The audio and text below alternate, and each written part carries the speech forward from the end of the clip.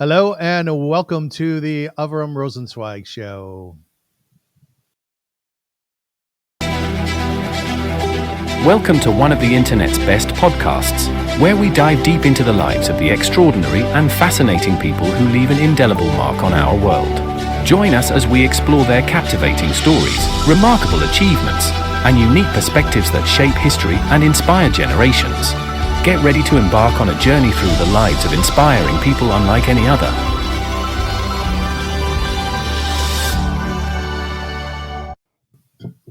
Hello, good morning. My name is Avrum Rosensweig. I'm delighted to be here, delighted that you are here as well. This is the 76th birthday of Israel, Yom Huledet Sameach, happy birthday. It is a difficult birthday insofar as we just went from Yom HaZikaron into this day, Yom HaAtzmaut. It's brilliant what Israelis have done in terms of setting it up that way. In other words, we memorialize those who have fallen in wars and through terrorist attacks, and then boom, once that's finished, immediately we segue into Yom HaAtzmaut. This year, it's not working so well. And it's not because, as an example, I just received a letter from a dear friend of mine in Israel, Dennis, whose daughter's fiance was killed in Gaza, and his son was shot up on October 7th, fighting off terrorists. Thank God he survived. But he says, you know something? He says it's been since October 7th, it's been Yom HaZikaron.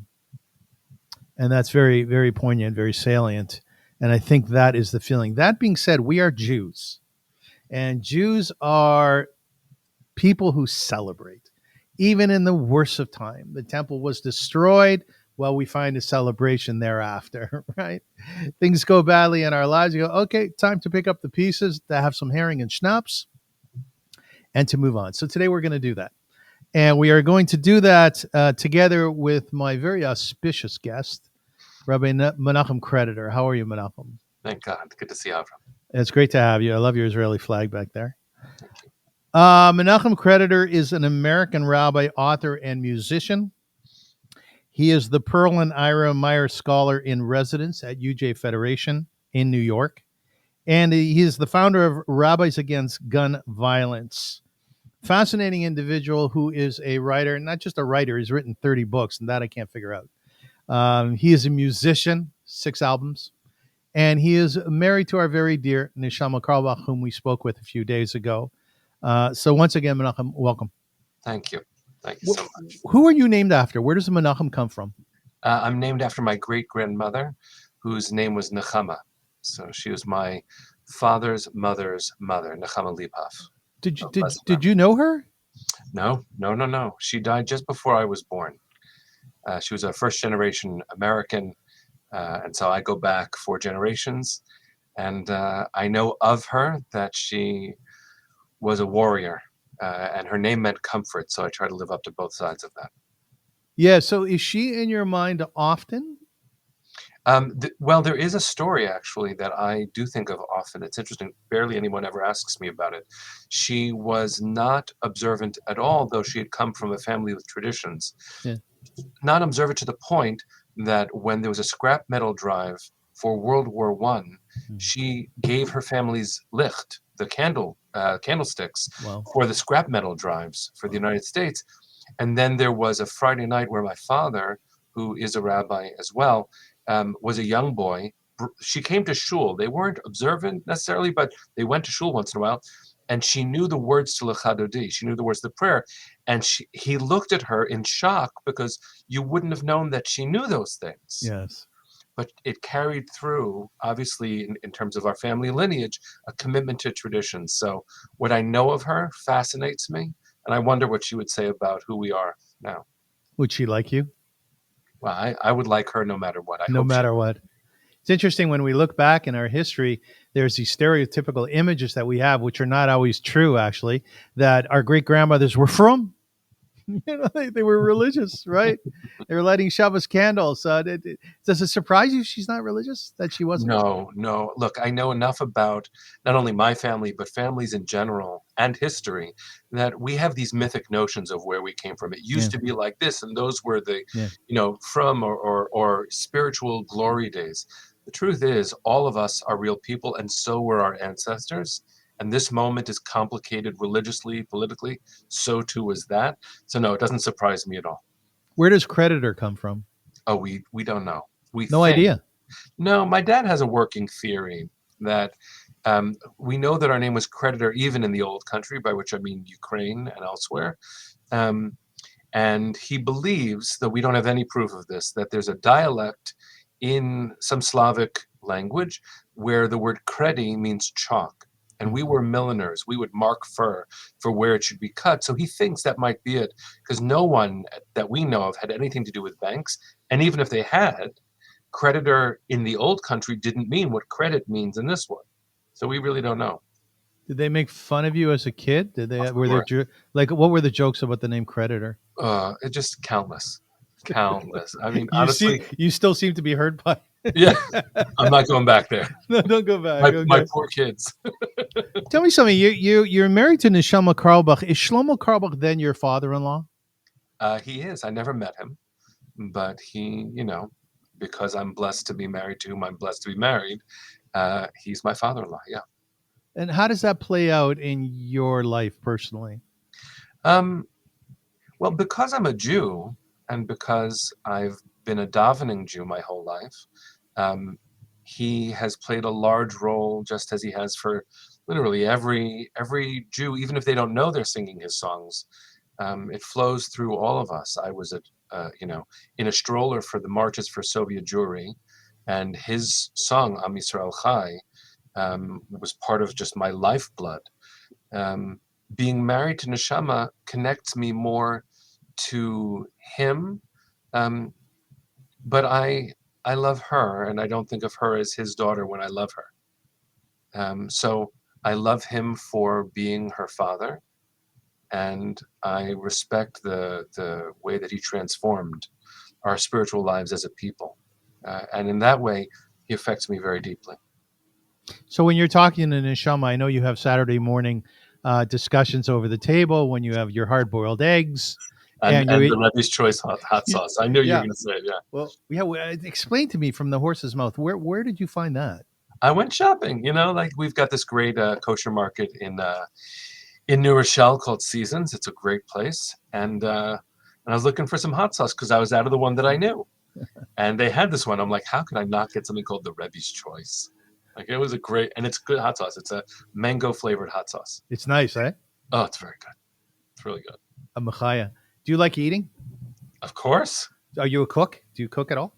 No, I mean, I have in the past, but I haven't recently. I've been lucky enough that Neshama enjoys cooking once in a while, and what she makes is unbelievable. And our kids also have started making food, so I've been off the hook for a little while. You have 5 children, 3 Yeah. of your own, and 2 that Neshama had before Yes. you were married. Is that correct? That is correct. Yeah. Do you think you're a good dad? Yeah. What makes you a good dad? I'm constantly learning. And I know everyone says this, but I hope they mean it as much as I do. I'm constantly learning who my children are. Yes. And my hopes for them are that they have what they need. And obviously every parent has, even if we fight against it, this hope that my children will resemble me, and what I care about, they'll care about. Yes. And I've learned enough in my own life to know that real holiness, real sanctity in their lives is going to be based on them making decisions as selves. And so it's not that I don't guide, but my real dream for them is that they feel fulfilled in who they are. Is there a sense within your family of godliness, of a belief in God? I mean, that's a great question. I wonder how, how my great grandmother would have responded. Yeah. My grandparents, who were not observant. My grandfather on my father's side was a machinist. He was incredible with his hands. He made parts for machines. And my grandmother, who just died 2 years ago, Clara, of blessed memory, was a legal secretary. Mm. And if you'd ask them what they thought about God, they would probably say something like, ah. Yeah. And if I'd asked my mother's parents on the other side, who owned a corner candy shop in Queens, and my grandfather, Walter of blessed memory, was also, he was great at the old-fashioned print blocks. So he would make sure that when things were printed, they were just right. They definitely did not think about God. Is there a sense of godliness? I think with my parents' generation, there was a keener attunement to living a holy life, but even they, I don't know, explored what God means, but they certainly embodied what I believe God means, which is concern for humanity, love for this earth, love of our people, and a spiritual life pattern. For me, I spent a lot of time, and it might be a generational thing, with teachers like Rabbi Neil Gilman, of blessed memory, a very dear teacher of mine, who pushed me hard on this question. So I've given it a lot of thought, and I do think about God a lot. But I think that's a self-reflective truth for sort of like whatever I represent in time, as opposed to them in the past. I just want to leave God for one moment and come back to him in a second. Don't do that. Yeah, Don't leave no, no, I know it's hazardous to our health. Your grandparents had a candy store in Brooklyn, in Queens. in Queens. You went in there, Oh yeah. and what's your favorite candy? Oh, then I think Then or now? Yeah. I loved Mike and Ike's. What's that? Oh, it's like this gummy, colorful, nothing natural about it thing. It's sugar in pellet form. I don't know what to call it. Nice. It's delicious. It's delicious. Oh, okay. Good to know. I needed to know that. Yeah. Let's go back to God now. Yeah. You after a shooting at a school in the United States, Yeah. which is unbelievable to us here in Canada. Yeah. You sat with kids. I wasn't clear whether they were the kids who went to that school or from another school. Do you know which video I'm speaking of? No. There have been many There'll moments. be many. Anyways, you sat and you explained to the kids that they should take their 20 seconds, and be quiet for a moment while you do the same, and you take in your feelings about God at that moment. They should do this similarly. And you said, God, I'm very angry with you. I'm very angry with you. And I thought about that for a second. That means that you have a firm belief in God. In other words, God is there within you, within your life. Enough so it's not like I just can't believe in this God anymore. But it's more so, of course I believe in you, but I'm furiously angry with you. Can you explain that? I mean, I can talk about it. Explain it might be beyond anyone's ability. Yeah, fair enough. Not to be too esoteric about it, but in Jewish mysticism, I'm sure you've studied this too. I can see your books.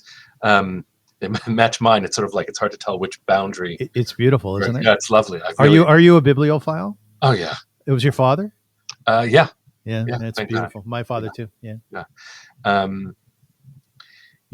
So the Jewish mystics have ways, I would say had, but we're still doing that work, have ways of exploring divinity. Like, what does the divine mean? And the classic book of Kabbalah, of Jewish mysticism, is the Zohar. Most people think so.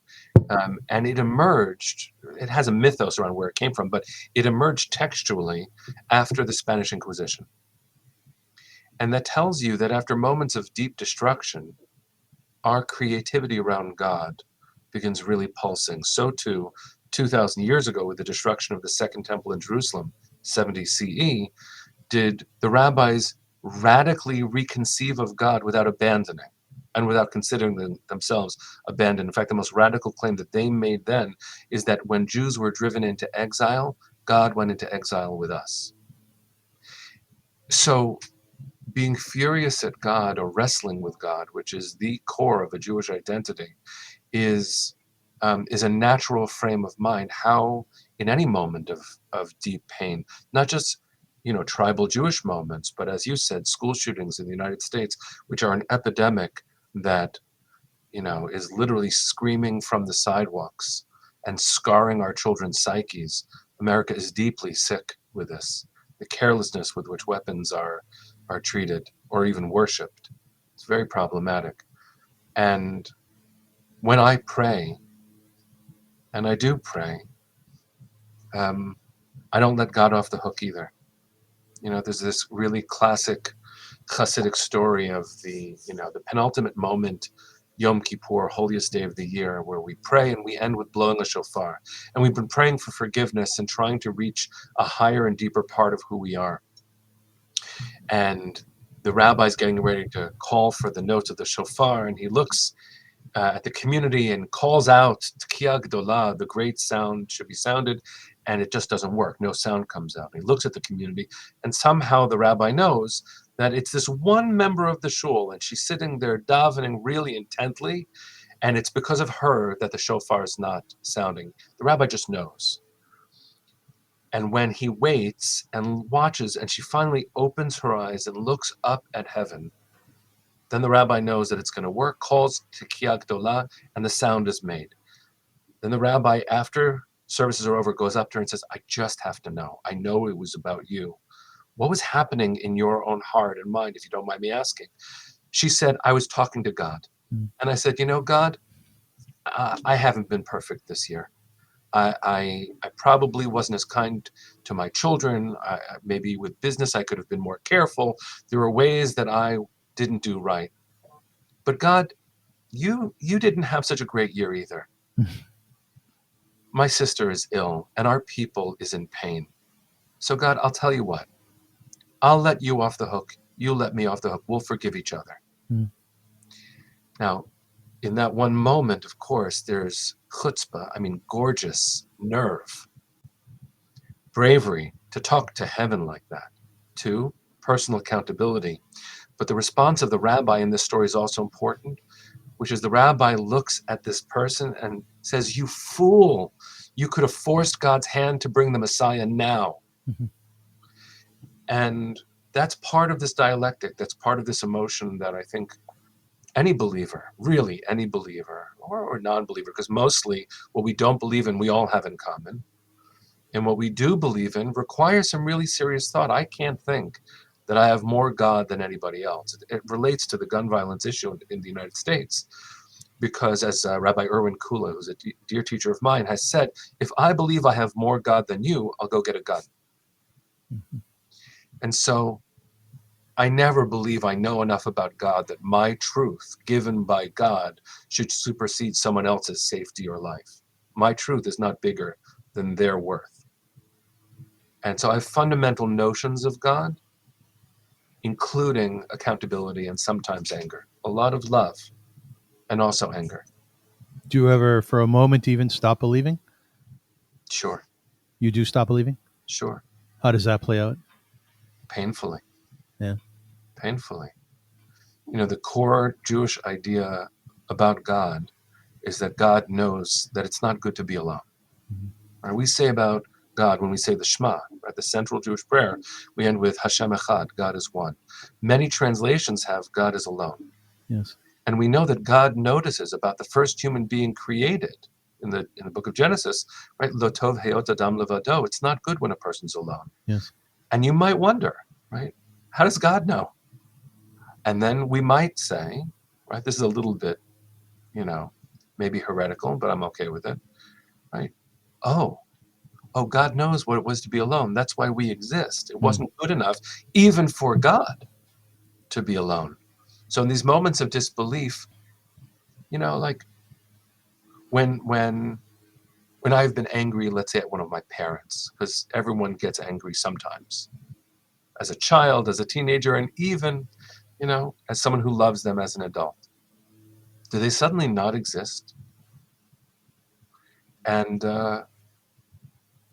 I think the way that I can show not necessarily disbelief, but God, you're not what I thought you were. Where are you? I had a moment like that. What is it now? 23 years ago. 23, is that right? Yeah, uptown. I was here as a fifth-year rabbinical student when 9/11 happened. I was in Manhattan. And, like everybody else, especially Americans, watching the footage over and over. And And there was no new footage. We just kept watching it. So finally someone said, we really should daven. We should pray mincha, the afternoon prayer. And someone asked me to lead. And no, I pray all the time. Like I'm fluent in tefillah and prayer. But I never really paid attention to this one paragraph in the Amidah, V'lam al shenim al tikva, which in that moment meant for me, God, go get the bad guys. Mm-hmm. In that moment, I didn't feel abandoned, but I felt betrayed, and God's part of it. God owes the world justice and love. And I know that feels so antithetical to a spiritual posture, but God has made promises by creating us. God has entered into covenantal, loving relationship. I say as a Jew, and I hope other people who are faithful say so too. That means that God is contractually obligated to love us right. So my doubts are about the relationship sometimes, not about the existence. On October 7th, I had to do a service at Congregation Habonim, where Ellie Rubenstein is a spiritual leader. You know Ellie, right? I do. By the way, you and your wife both use the term gorgeous. Did you know that? I do. Yeah. So picking up little nuances here. And I didn't know how I was going to do it because I have a propensity for crying. I can sob. Usually I sob quietly.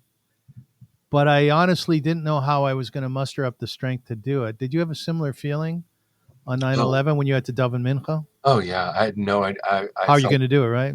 I felt not numb, but deadened, or like every part of me was made of heavy brick.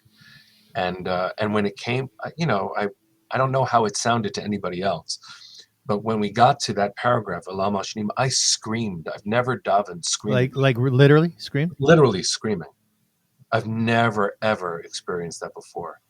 Those there's a book, I think the author's name is Elaine Pegas, called The Body in Pain. And she says that pain pushes us to a place anterior to language, which means words could not possibly express this emotion.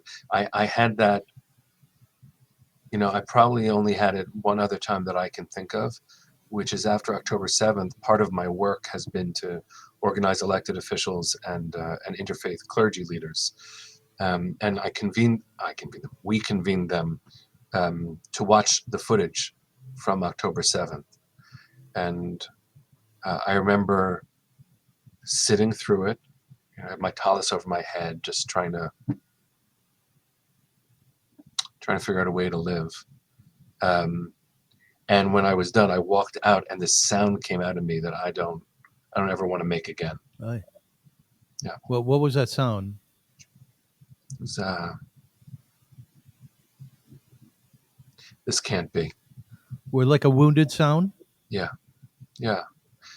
And we're created, I believe that's also, to connect all of the questions, that's also what it is to be created in the image of God.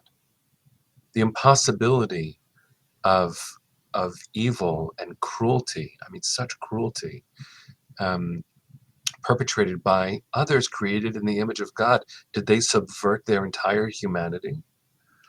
And I cry because I see my children, even though, thank God, I didn't see my children there. I saw my children. I saw my ancestors. I saw me. And then I saw these, I never have used this language before, and I hope that I'll correct myself sometime. But right now I feel like I'm not speaking of other human beings or other religious people, but the terrorists were monsters dressed like people. Mm-hmm. And that can't be. It's like watching a horror film, but there's no special effects. That can't be. That's not real, and that's not God. And if it's not God, how can it be in this universe? Mm-hmm. Mm-hmm. It's impossible that this is. That's what that sound was, whatever that means. Do you still have the images in your head? Oh yeah. How do you deal with that? I would never watch that because they never leave my head. Yeah, it's hard, and I don't make recommendations to others about seeing it. We all have to make choices about what we think we can live with and what kind of people we can be after witnessing terror. So I've been to Israel twice since October 7th, both times witnessing sites of terror, one of them walking through Kibbutz Kfar Aza in the south, where, I don't want to get too graphic, but it's not just what you see, it's also what you smell. Mm-hmm. Mm-hmm. And there was a point in my life where I would hesitate from saying the things I'm about to say, but I think that we are those people now, whether we've seen the footage or not. I remember eyes of ancestors. I remember the way, my grandparents' generation, when we were talking about heavy things, how they would look. And the countless, they're not countless, I can count them, survivors of the Shoah that I've been blessed to spend time with. Their eyes carried all of it. And that's not all they saw. The commitment to life that so many embodied and forcefully chose, that's my obligation too. So I do see it all the time. And the Nova Festival, where the massacre killed hundreds of beautiful young people just together to sing and dance in the most unconventional of ways, in a trance rave. I see them, and it hurts. It wounds me every time.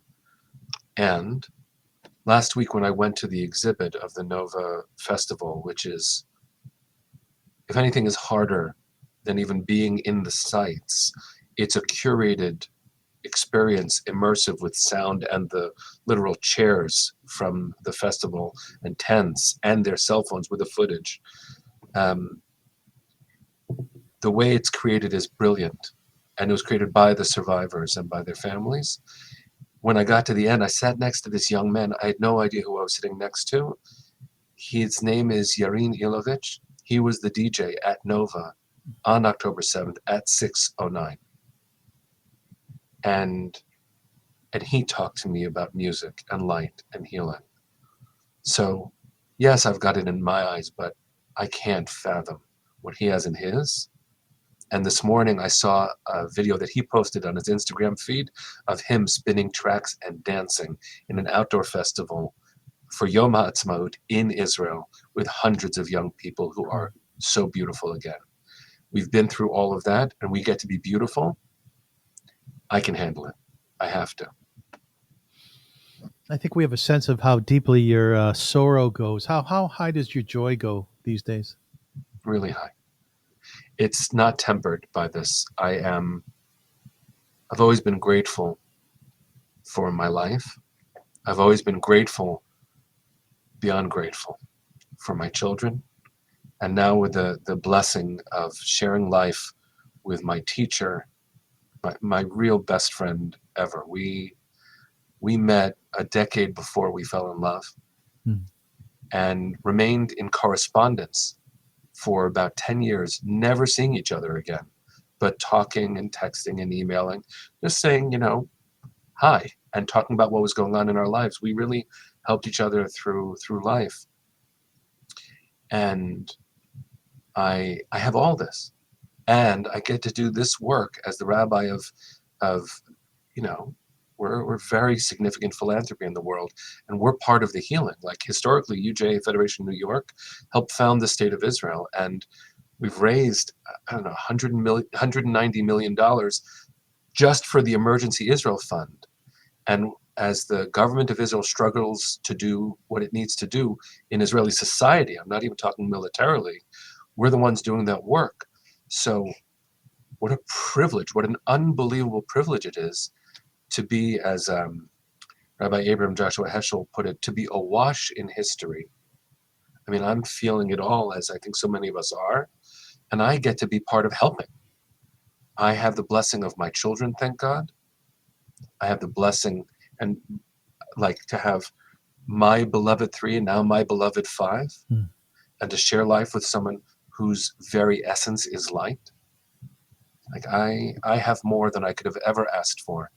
And so I believe that with these privileges, this soaring joy that does fill me too, I have to use all of my strength to pay it forward to the world. Neshama said that you're royalty. That's what she said. And it was a quick response to my question about you. She said Menachem is royalty. What is your what is your sense of marriage? How does it work for you? It works really well for me. Good to hear. Tell me how that well works. What a beautiful question. Yeah, thank you. I think I would have thought that I would have the answer in earlier phases of my life.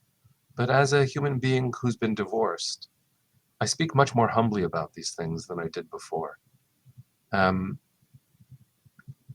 so, marriage is, for me, and I'm not talking about some category, I'm talking about my marriage, is a meeting of equals who don't define themselves by each other. I am so proud to be Neshama's husband. But that's not the totality of who I am, and I'm blown away by what she said about me. And I'm really proud of her for just being who she is. I didn't marry an image of myself or an extension or even expectations of myself. I wanted to marry her. And so I think marriage is sort of like the kruvim, right? The cherubs in the Holy of Holies in the temple, where this isn't the biblical text, but there are many, many beautiful legends around them that they held each other. There was a sensual, beautiful, erotic embrace that they shared. And there were times if things were not good between the Jews and God, when we were not doing the right thing or whatever, where they would turn away from each other. But no matter what, they're from the same material. The construction of the kruvim is that they emerged from the same block of gold that holds the covenant. And so marriage is a lot like that. I mean, I could tell you about taking walks and holding hands and listening well to each other and loving our children and growing and offering correction when necessary and eating together and laughing and dancing in our kitchen and having eggs Shabbat morning. I'm blessed beyond measure. The meta level of this is I found someone truly wonderful to be alive with. That's what it is.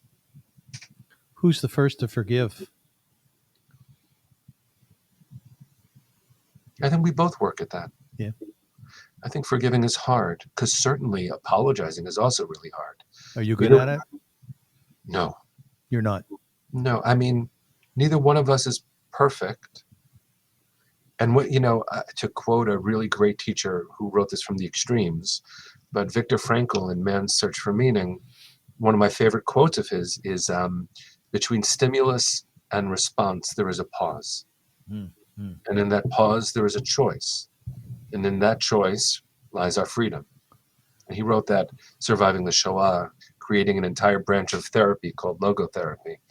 And I hope for both of us, because we're both people. And we, have life stories that preceded our relationship. And we also are individuals who experience the world as individuals. So no matter how exquisitely we share everything, sometimes I don't know what she's thinking. And sometimes she doesn't know what I'm thinking. If I can pause and not assume that I know what she's thinking, we always do better. And she has enormous wisdom. We both, thank God, have been blessed with good therapy as we do our own healing work. Neither of us entered this relationship thinking that we were in charge of it. And we actually don't hit many bumps. The first to forgive would assume a pattern. And it's not that we don't disagree, and it's not that every moment is heaven, but even the moments that aren't heaven, happen not in the shadow of, but in the light of our ketubah. Like people who have a second chance at love after being divorced, have a real opportunity to have learned from what broke or what wasn't there before, and to try to create something different. And if we're mindful, that means just being quieter sometimes, even when I think I'm 100% right, because who doesn't? Yes. Remembering that that's not a really good way to be. So sure of myself. No one should be. Are you grateful to your first wife I am. for this? Yeah. Everything is a teacher. And I'm most grateful to my first wife for 3 gorgeous human beings, Yes. who were meant to be. And if there's any evidence that there are hints of redemption in anything, it's children that are the products of a really good try. Oh, that's a nice way of looking at it. Yeah, thank you. What a lovely way of looking at it. A very good try. You gave it a shot. Yeah. Menachem Creditor, what the hell's wrong with your country?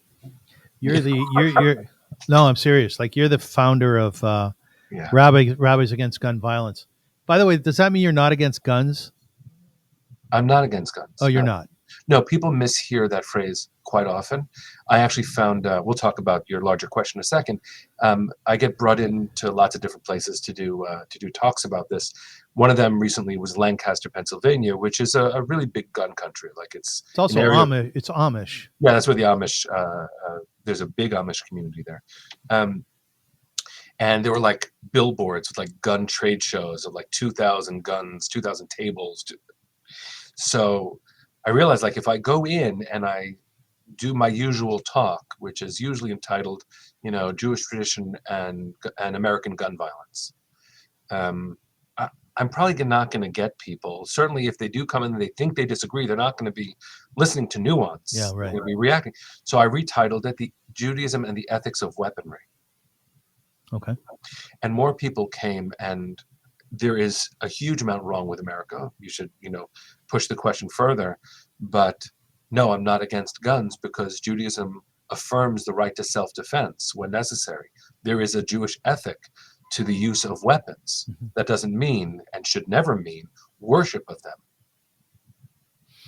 I don't know if you ever have the luxury or the ability to go outside of your Americanism. But we here in Canada, we think you guys are freaking nuts. Yeah, you're right. Like, we go on the news and there is another massacre of 5-year-olds. Menachem Creditor, I embrace you as a friend, but I have to tell you something. We here in Canada, we don't get it. How are you killing kids? Yeah. You shouldn't get it. Why should you get it? Right. What is there to understand? What's going on there? Like, what's happening in the mind? Well, I mean, there's a lot written about this. I've published Rabbis Against Gun Violence has published, and I've edited 5 books so far on this topic. All of them anthologies, except for one, which is my book called Ending Gun Violence. It's a lot of intersecting issues. I can name some of them. The idea that the United States is one thing is itself a myth. That America is one idea or even one interwoven society, it's never been true. The Civil War in the late 1800s is called the Civil War by the North, by the winning side's telling of history. But in the American South, where my parents moved once I got to college, they went to Richmond, Virginia, which was the seat of the Confederacy. It's called the War of Northern Aggression. And so there are some very basic misconceptions of America that won't make it make sense all of a sudden. This is not sane. What also goes into it is the determination to only see glory in the past. And so when you raise up the founding fathers, the architects of the Constitution, the Declaration of Independence, to the status of demigods, then their works are infallible and you treat what they wrote like scripture. When you do that, then the Second Amendment has author's intent and heavenly commanding force. Mhm. So it doesn't make a difference. Some people do this to Torah too, as if the Torah hasn't been re-understood throughout the generations, Yes. reapplied. So when you take the Second Amendment, which is a well-regulated militia, but then you use an American notion of originalism, which means the text only means what the text says, not what you bring to it. In Hebrew, we call that pshat, not drash, right? Then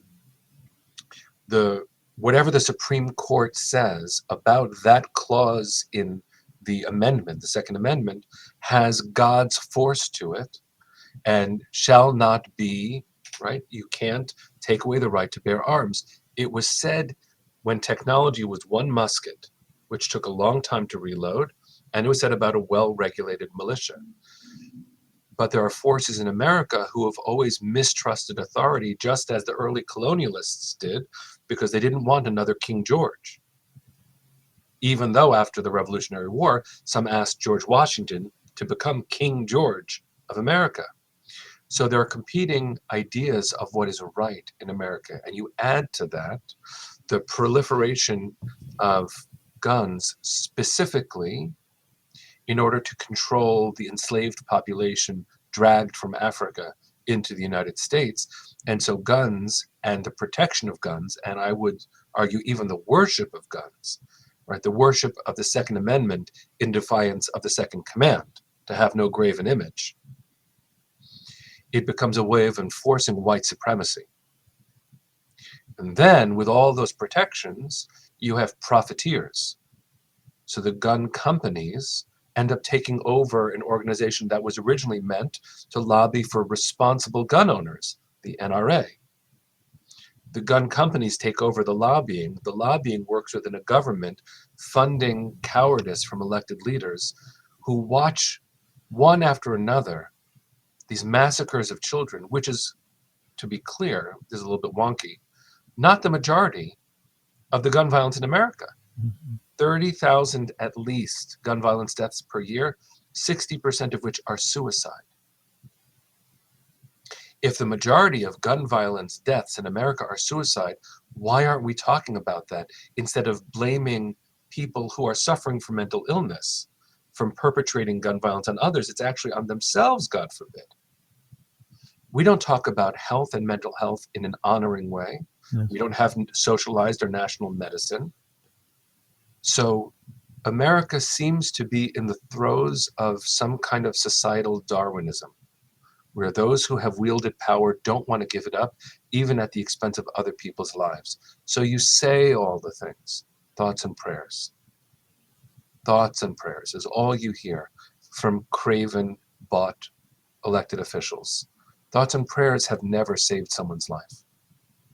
And so I can't explain it to you, even though I just did a little bit. And what I can say is that until I've spoken to many elected officials about this. We're of one mind, even though we're not defeatist.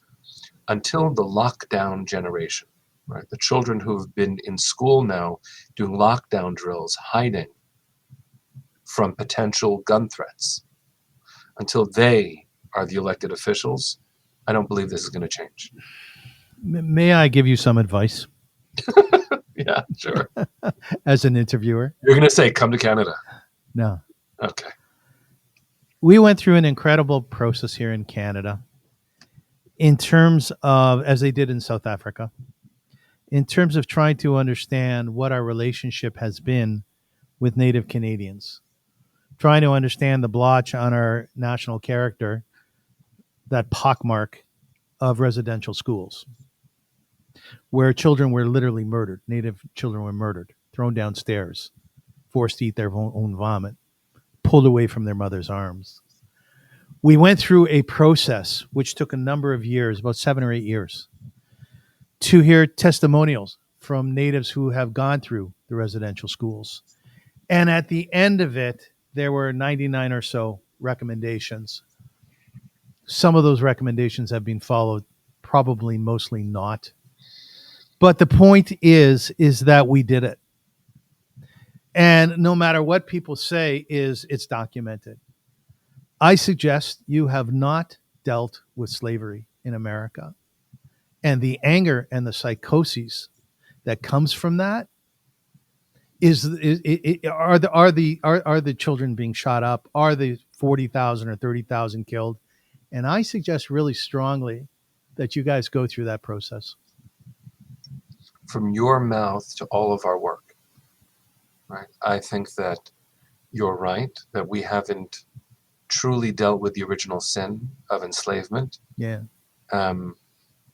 There are incredible heroes like Brian Stevenson. If you've read his work or seen his work, he's an incredible civil rights leader who created the Equal Justice Initiative to very much do this.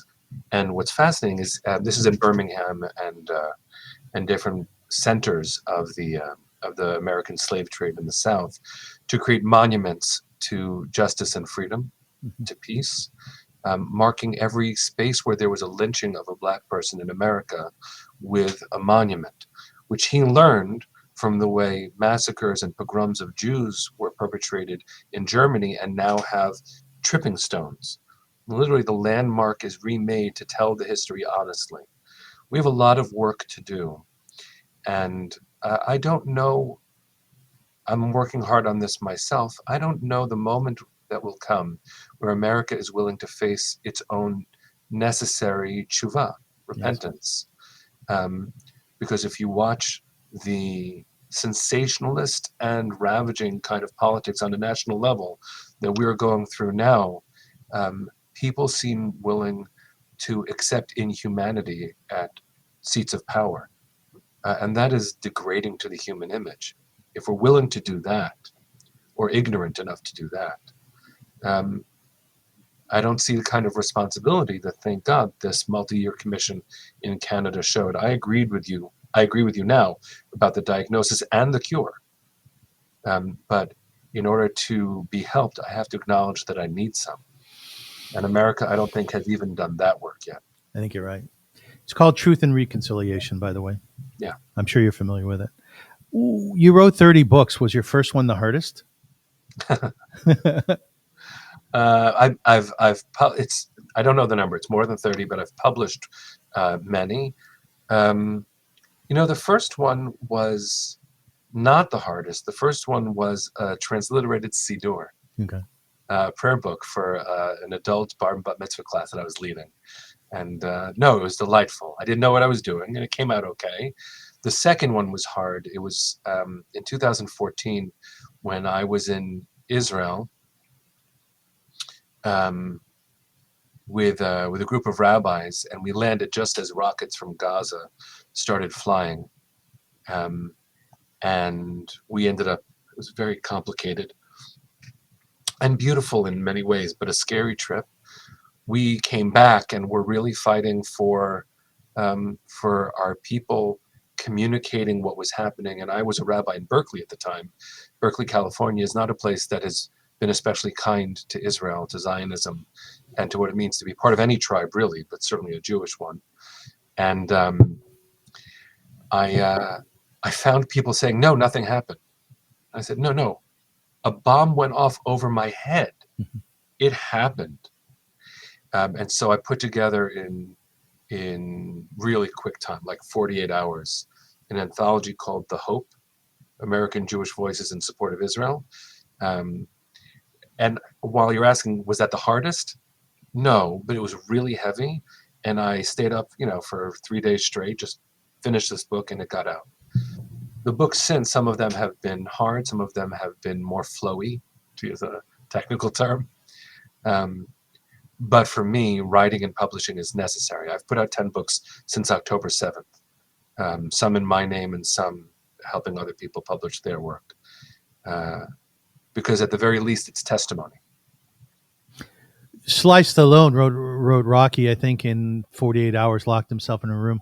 And he's made every effort to tell people that. That seems like a really huge deal. Is it a big deal that you wrote a book in 2 days? I mean, it's not important. It seems to me to be phenomenal, really. Well, it just, sometimes we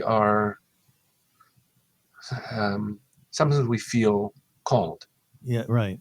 to bring something into existence. I'm in the middle of a project right now that I feel, I don't know what it is to feel like I'm in labor, but I want to push this thing into the world. It needs to be there. It's a book of my poems about Israel, like over the last 10 years. And I need it out there. So I don't know if that makes it good or bad or even important, but for me, it feels urgent. I've tried desperately to write my first book, and I've written 10 first books, probably up to page 15 or 20. Right. Maybe you can give me some advice now. How do you do it? How do you push out so many books? Well, look, let me say this. Every author or publisher has their own, method, but the real question that I would ask you in response is, why do you need to write a book? And that answer will be how you do it. Okay. Right? 15 first books, none of them were your first book yet. And if it's banging around inside you with enough demand, you won't be able to help it. It'll get done. Very good. My friend Aaron Lightstone, he's a very fine musician here, and I actually did an interview with him a few weeks ago. He's all about music therapy, and he's helped people with brain injuries start to recall nouns through music. You know what he would do, Menachem? He's with this fellow who can't remember nouns. Something in his brain went wonky. What he does with him is he creates a sound. He'll point at something. He'll go, okay, what is this? Pointing to the guitar. Man says, I'm sorry, I don't know. I can't say it. So what Aaron will do is he'll create a one-line song. I love to play my guitar all night long. He'll say it, and I'll play it a few times. And he'll say to the man, what's this? He'll go, a guitar. Beautiful. Phenomenal, no? Beautiful. Isn't that? It's gorgeous. I love that so much. It is gorgeous. Part A of this question is yes or no. Do you get weary because of what you know? Yeah. Part B, does music take you away from the weariness? No. What does it do? Music helps me tap back into me. Sometimes that's the acknowledgement of weariness, but it is less alone making. Music is the connective tissue of the universe. And so I'm not less weary. I just am reminded. So when you play Olam Chesed Yibane, which is Shlomo's song, right? No. Is it not? I'm sorry. It's my song. Oh, that's your song. Okay, I apologize. It's hard with you and Neshama and Shlomo. It's hard to get it straight that way. Because I said to her in our interview, I said, oh, okay, so this is your song. She goes, no, that's my dad's. Right? You're playing the song. Where do you go when you're playing it? When you sing and you strum your guitar, where do you go? Yeah. Well, the short version of an answer that could go on for a long time is I wrote that song when my eldest child was born.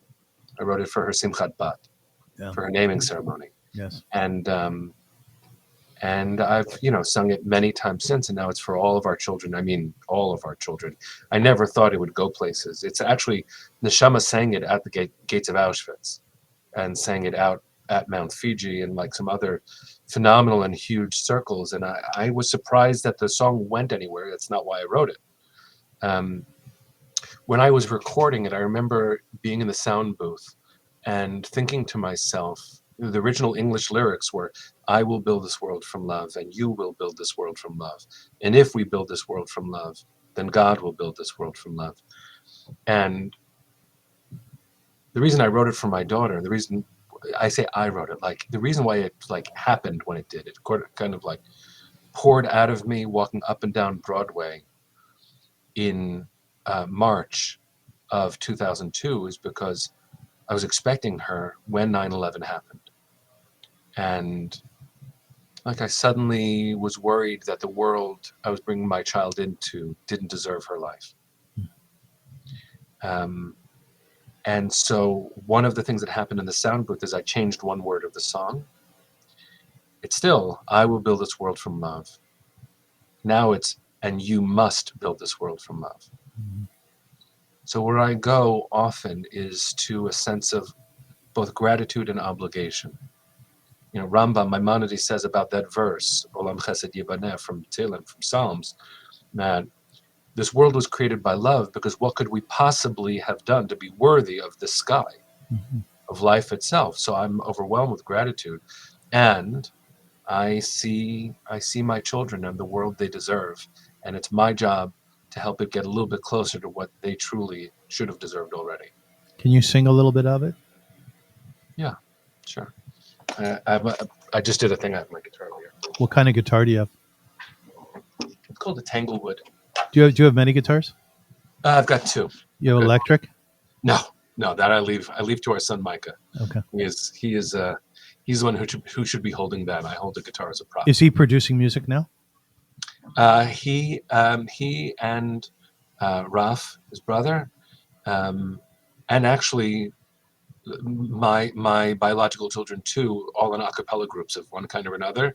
They're all in it. I don't know what they're going to do with it, but what do you think of their music, Menachem? I think it pours straight out of their souls. Yeah, I love it. I love seeing their passion. Oh, you must. Oh my God. Yeah.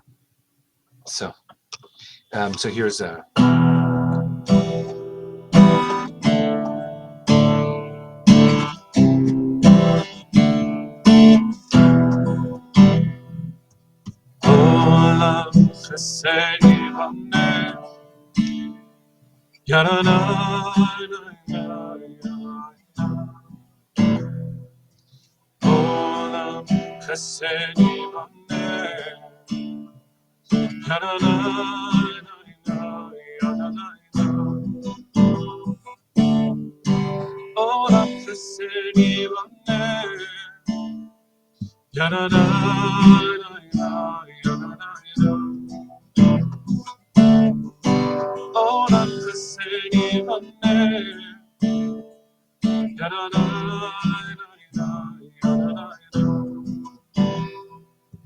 I will build this world from love.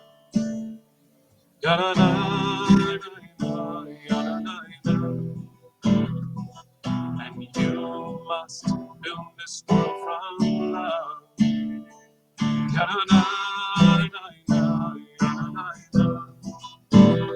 And if we build this world from love,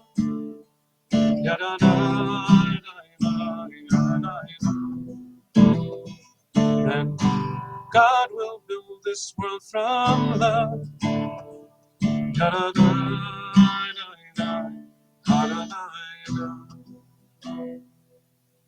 That's beautiful. Thank you. Thank you. Thanks for asking. Folks, my guest today is Rabbi Menachem Creditor, and I love this interview, Menachem. Thank you. Me too. I really loved it. Thanks. You're a really warm, lovely person. Thanks. You really are. It.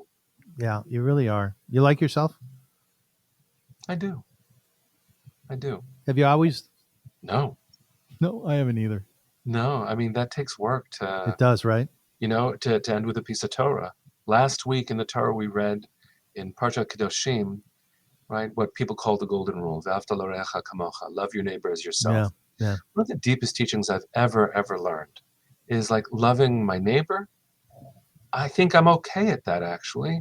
But how could I possibly do it if I don't know how to love myself? Correct. Love my neighbor as my... Okay. It means I'm obligated to learn about love by loving me so I can love you right. Correct. Beautiful, Vort. Yeah. Nice. Yeah. Ladies and gentlemen, it's Israel's 76th birthday today, and I think it behooves all of us to stand up and just sing as loudly as we possibly can. Yom Huledet Sameach, any birthday song that you can muster up. The state of Israel is a phenomenal place. It's phenomenal. God promised it to us. He or she gave it to us, and then we set about building it. We're a startup nation, but not only startup in terms of economics, startup in terms of spirituality, in terms of bravery, in terms of courage. I want to dedicate this show on Israel 76 to every single Chayal and Chayalim, all the Chayalim who are fighting on our behalf. Every Jew in the world, they are fighting on our behalf. And I also want to make special mention, of course, of the hostages, and they should be brought home as early as today. And I want to make special mention of parents and the grandparents of all of these warriors, because I, living in Toronto, Canada, at a very safe crossroads, cannot imagine that in September my son would be going off to war versus going off to university. So kol hakavod to them. God bless them. Great big hugs. Menachem Creditor, thank you again. You were lovely. Just lovely. Thank you. Thanks, Avrum. You take care. You too. We will be back soon. This has been the Avrum Rosensweig Show.